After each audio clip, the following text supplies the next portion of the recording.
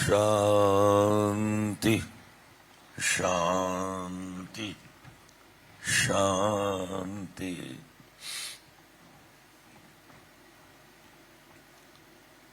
गले में दम नहीं है।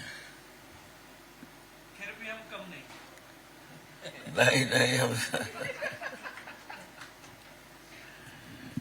जबरदस्ती गले से नहीं हो सकती। माइक की तो आवाज बढ़ाई जा सकती है, पर इसकी आवाज नहीं बढ़ाई जा सकती।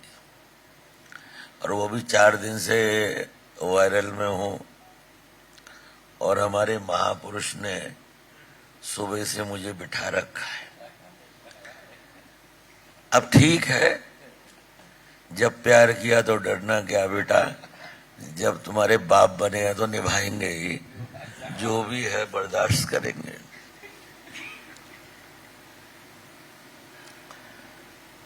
राष्ट्र गौरव संजय गोस्वामी के इस राष्ट्रीय चैनल ने बड़े बड़े लोगों के चैन हिला रखे हैं। शंकित है ये क्या हो रहा है। और एक बात अभी हमारे योगी जी ने कही, क्योंकि हम भी पुराने हैं तो योगी जी भी कम पुराने चावल नहीं हैं। इन्होंने एक बात कही कि संजय जो कार्य कर रहे हैं धर्म के लिए कर रहे हैं। आज कई विषय ऐसे आए मंच पर जिस पर मेरा गला ठीक होता तो मैं अच्छी टिप्पणी करता।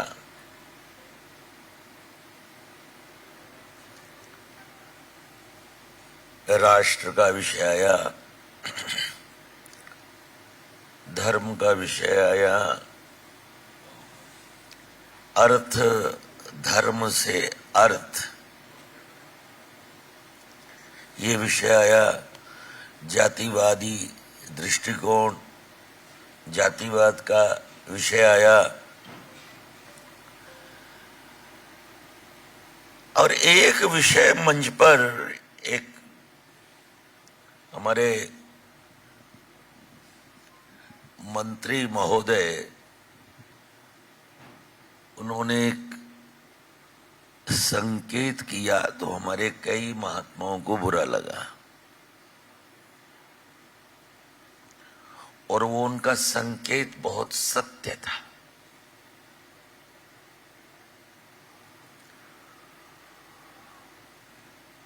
उन्होंने कहा कि आज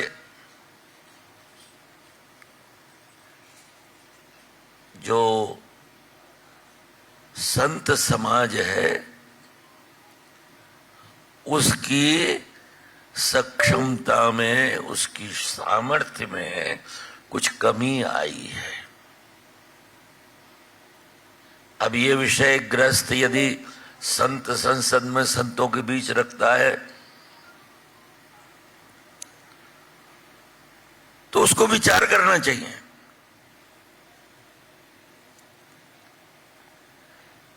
लेकिन विचार कौन करे?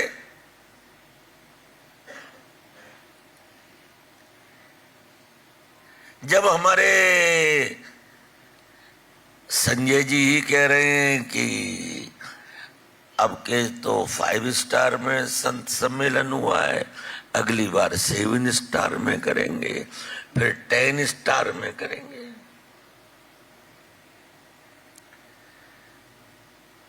तो स्टार पुलिस वालों के तो लग सकते हैं, संतों के स्टार नहीं होते।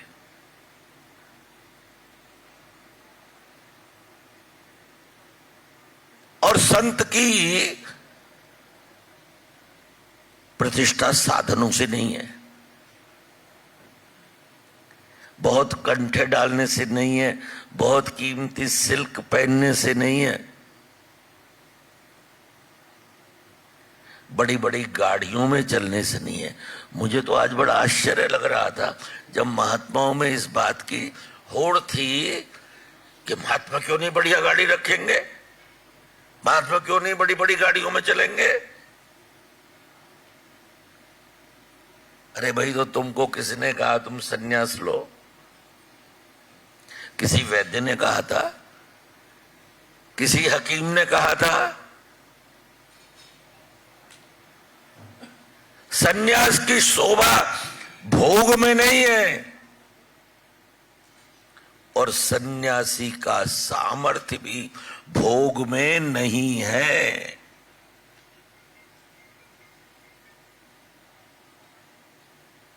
जब विषय उठता है कि साहब राजनीति पर धर्म का क्या संबंध है, तो राजनीति धर्म का एक अंग है। धर्म बाप है, राजनीति उसका पुत्र है। लेकिन आज राजनीति राजसत्ता हावी हो गई, धर्म की सत्ता हावी नहीं है।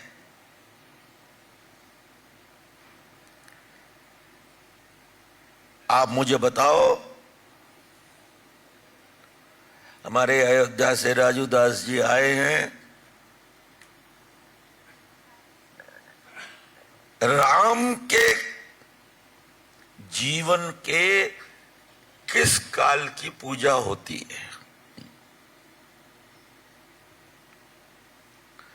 राजा राम की कोई पूजा नहीं करता, दशरथ नंदन की कोई पूजा नहीं करता। किसकी पूजा होती है? राम जी 1111 वर्ष 11 महीने 11 दिन इस धराधाम पर रहे, लेकिन राम के जो पूजा होती है वो केवल कितने वर्ष की होती है?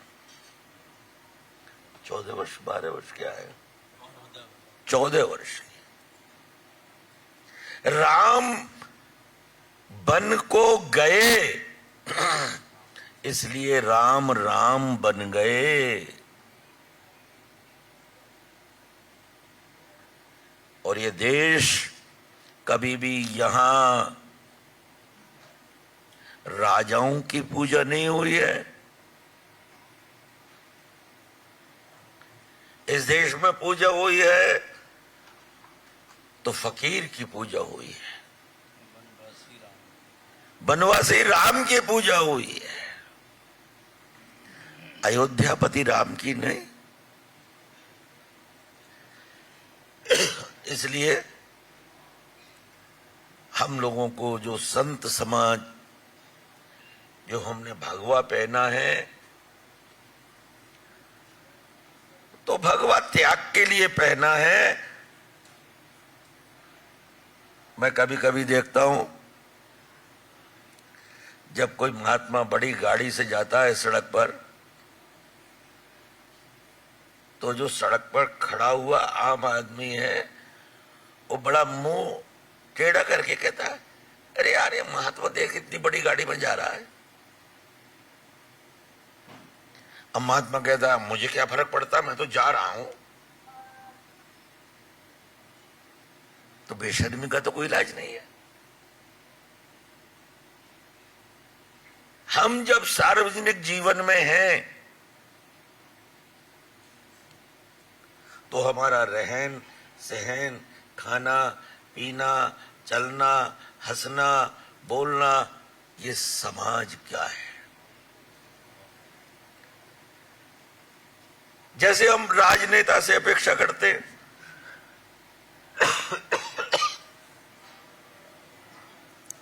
राजनेता का आचरण कैसा होना चाहिए?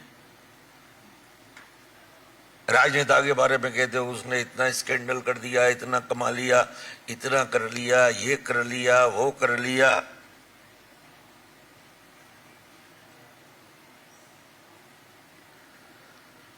क्योंकि ये जनप्रतिनिधि से अपेक्षा नहीं है। वैसे ही हम संतों से, सन्यासियों से ये अपेक्षा नहीं है। जहां तक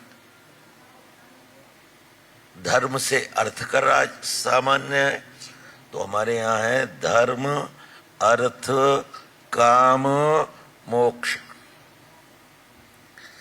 धर्म का यदि अधिष्ठान होगा तो अर्थ स्वयं आएगा। धर्म का अधिष्ठान होगा तो हमारी जो कामना है वो स्वतः पूरी होगी, और धर्म का अधिष्ठान होगा तो मानव जीवन का जो चरम लक्ष्य है मोक्ष, वो भी प्राप्त होगा। और इसलिए ये जो एक विषय चलता है राष्ट्र के धर्म, तो धर्म और राष्ट्र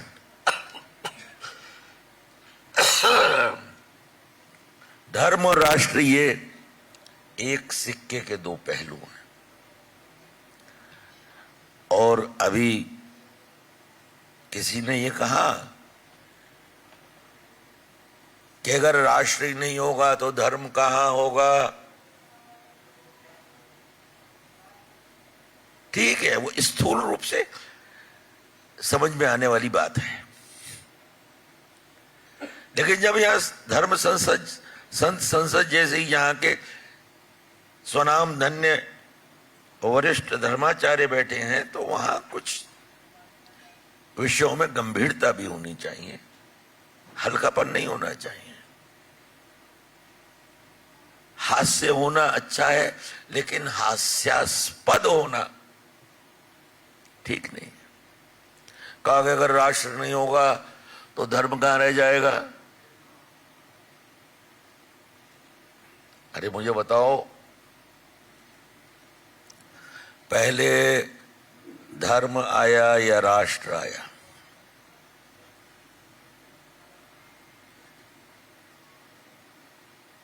पहले धर्म आया या राष्ट्र आया? अब राष्ट्र तो तब आएगा जब भूखंड होगा कोई, और जब भूखंड कब होगा? जब परमात्मा कहेगा एको हम बहुश्याम, मैं एक हूं, अनंत होना चाहता हूं। उस विराट कल्पना में से सृष्टि का निर्माण हुआ। अब उस विराट कल्पना में से सृष्टि का निर्माण हुआ, तो अब यहां आप प्रश्न कर सकते हैं, आपके भगवान भी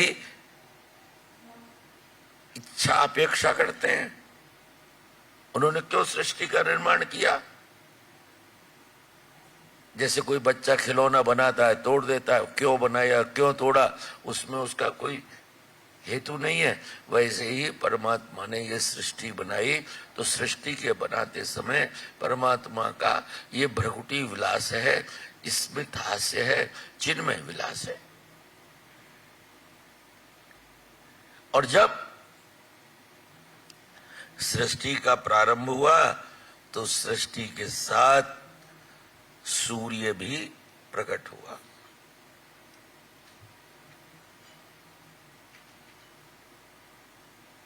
अब सूर्य पूरब से निकलता है, पश्चिम को जाता है।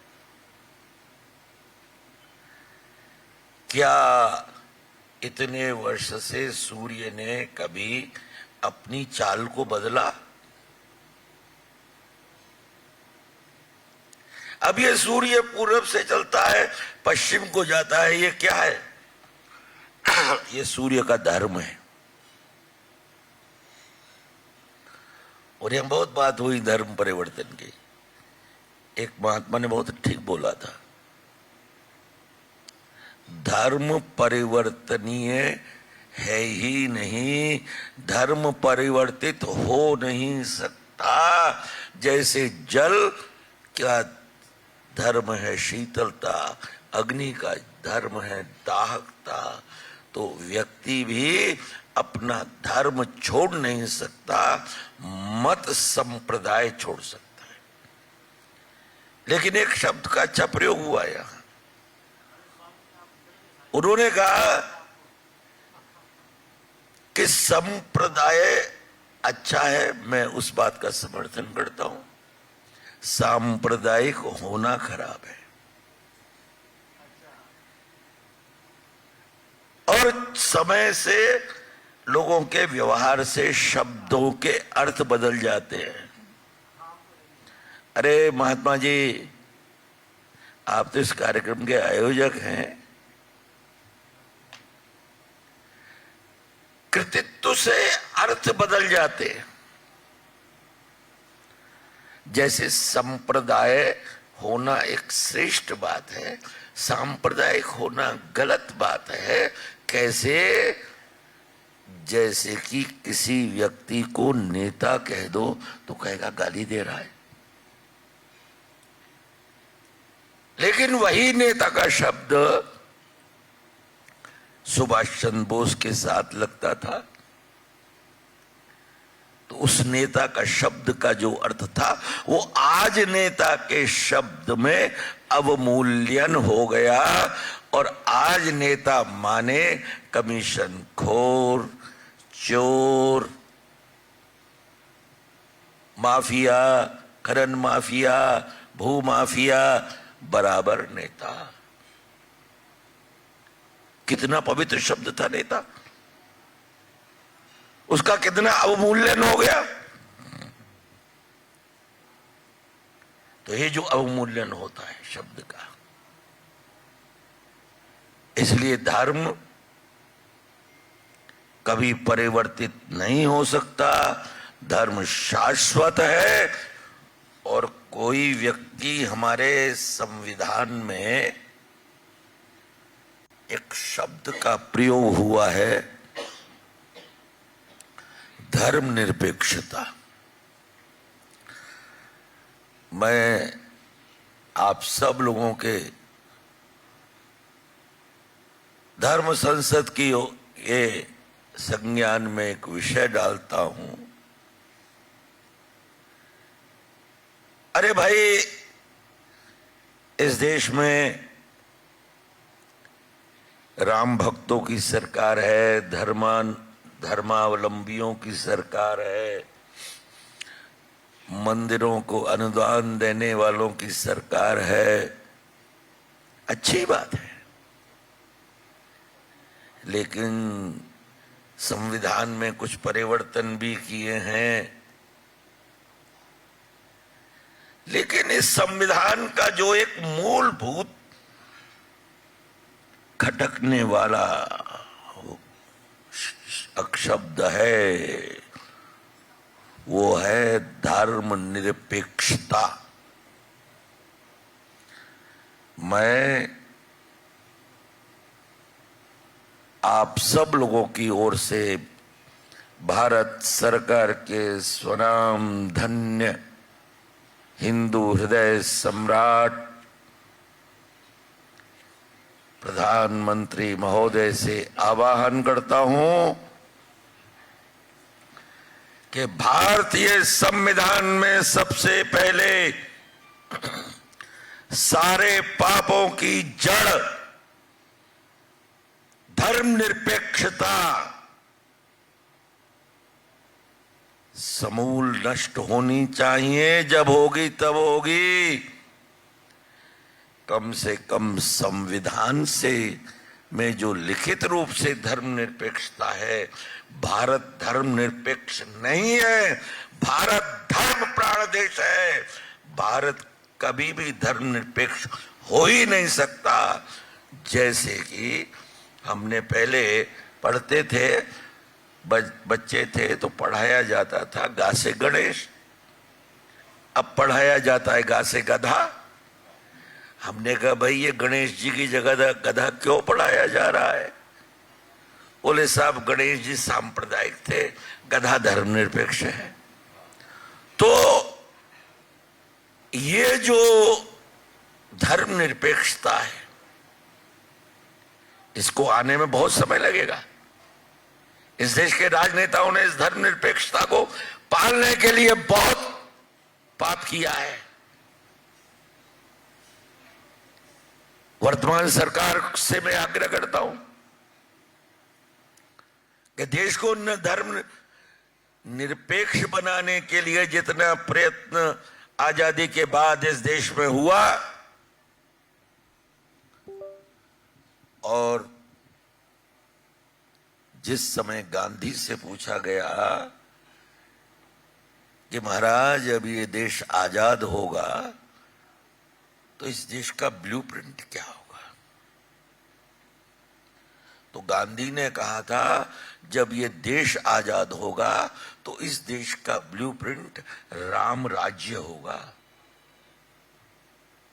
राम राज्य यानी धर्म राज्य। रामो विग्रहवान धर्म, राम ही धर्म की प्रतिमूर्ति है। तो जब ये देश आजाद होगा तो इस देश में धर्म का राज्य होगा। ये गांधी की कल्पना थी आंदोलन करते समय। लेकिन जैसे होता है हिंदुओं में, बुड्ढे को नकार देते हैं, कांग्रेस के लोगों ने गांधी को नकार दिया और इस देश में राम राज्य के स्थान पर दाम राज्य की स्थापना कर दी।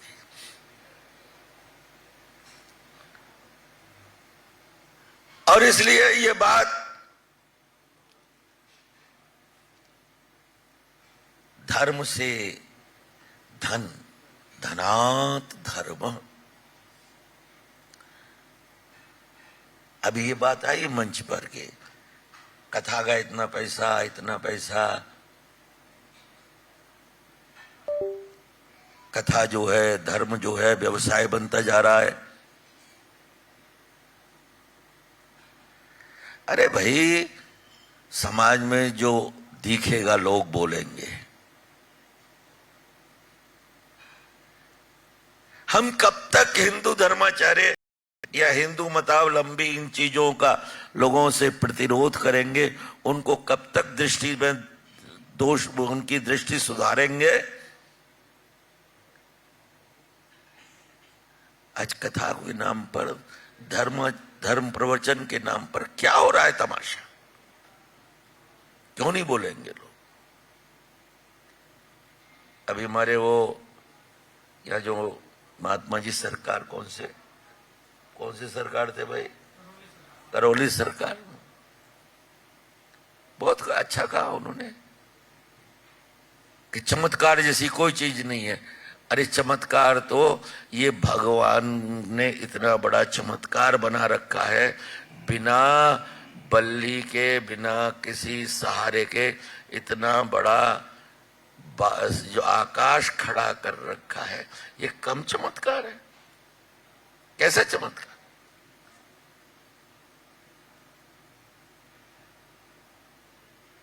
बहुत सुंदर का सत्र रहा। और मैं तो बुढ़ा आदमी हूँ, बहुत सारा बोलता रहता, बोलने का विषय था। लेकिन अब संजय जी की अब भजन संध्या है, उस भजन में वैसे भी कहते हैं कि किसी के भजन में बाधक नहीं बनना चाहिए, तो इनके भजन में मैं बाधक ना बनूं। मेरे अंदर तो बहुत टीस, आज जो तो कुछ हो रहा है बहुत अच्छा नहीं है।